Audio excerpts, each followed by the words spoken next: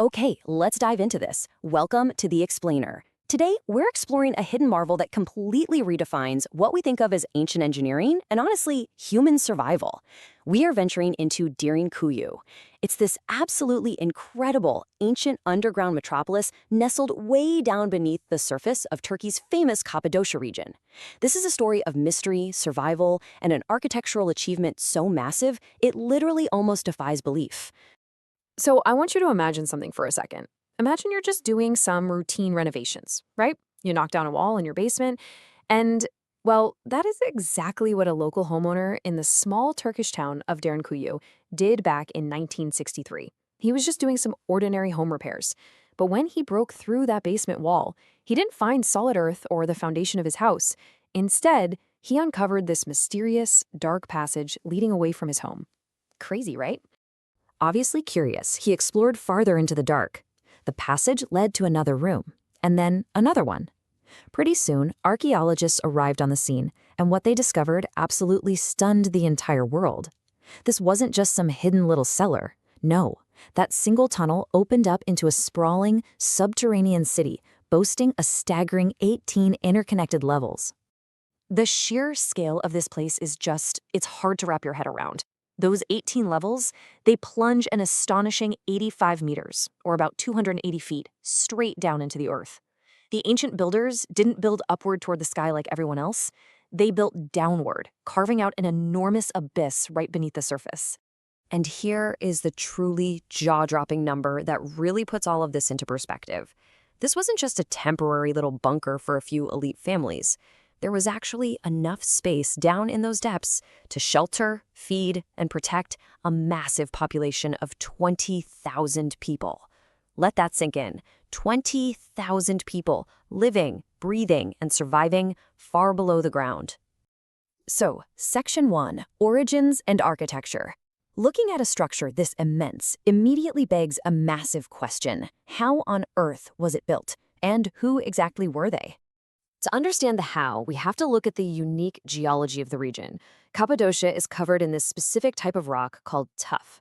Basically, millions of years ago, violent volcanic eruptions blanketed the entire region with thick layers of ash, which eventually hardened into this soft stone.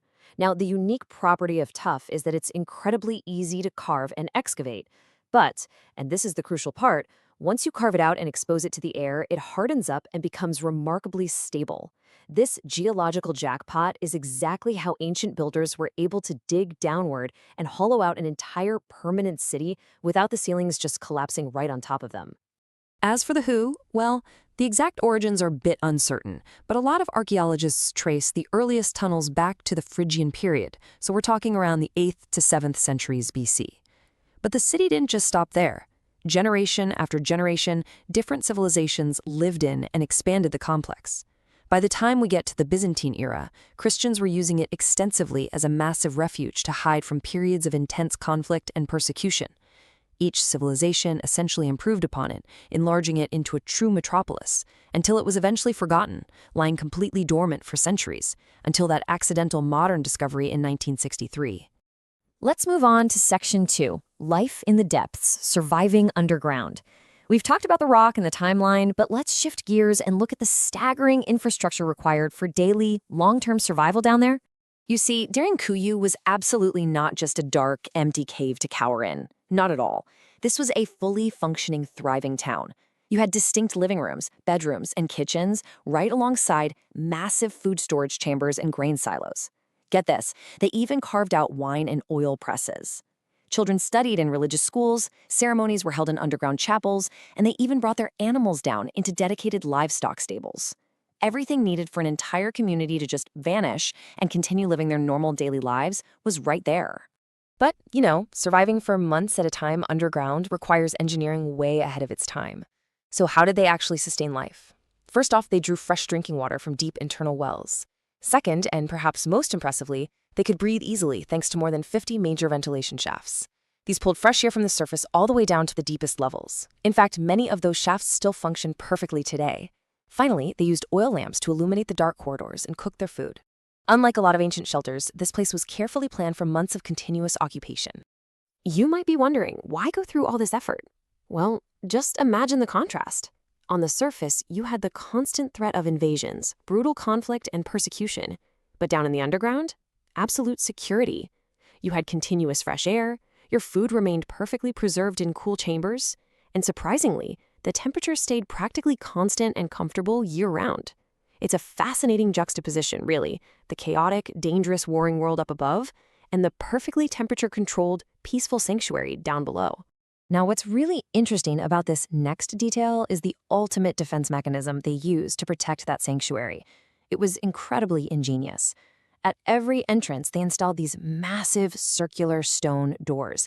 We are talking about solid rock, weighing hundreds of kilograms.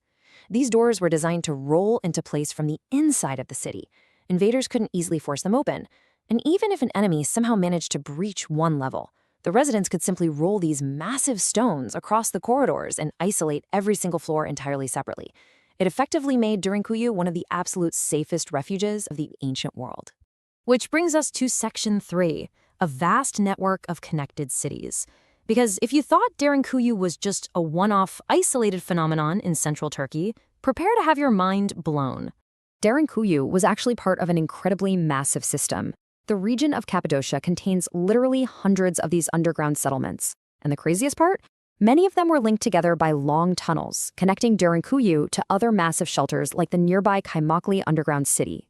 Together, these hidden cities formed a vast, interconnected defensive network spanning across central Turkey. Whenever danger approached on the horizon, entire populations across the region could just vanish into the earth within a matter of hours. Just incredible. That leads us nicely to Section 4, enduring mysteries and unanswered questions. So after centuries of active use, Derinkuyu gradually fell into obscurity. Modern homes were literally built right on top of it, and generations lived there completely oblivious to the massive ancient city sitting beneath their feet until that day in 1963. Today we can visit parts of it, sure, but so much remains entirely unexplored. And that leaves archaeologists with a mountain of unanswered questions. We still don't know exactly who first looked at the ground and conceived of a massive downward city. How many years or decades did that incredible construction take? And, most tantalizing of all, are there undiscovered chambers still lying hidden beneath the sections we've actually managed to excavate? Every new archaeological study brings fresh clues, but the true scope of the city is still a giant puzzle we are actively trying to solve. Which leaves us with this final, lingering thought. Are there deeper levels still waiting in the dark? Derinkuyu is for sure way more than just an archaeological site. It is a towering, or actually scratch that, it's a plummeting monument to human ingenuity, resilience, and our fierce drive for survival. It sheltered tens of thousands from the worst of humanity, only to be forgotten and rediscovered by pure chance. It really makes you wonder, what else is buried right beneath our feet, just waiting for someone to knock down the wrong wall?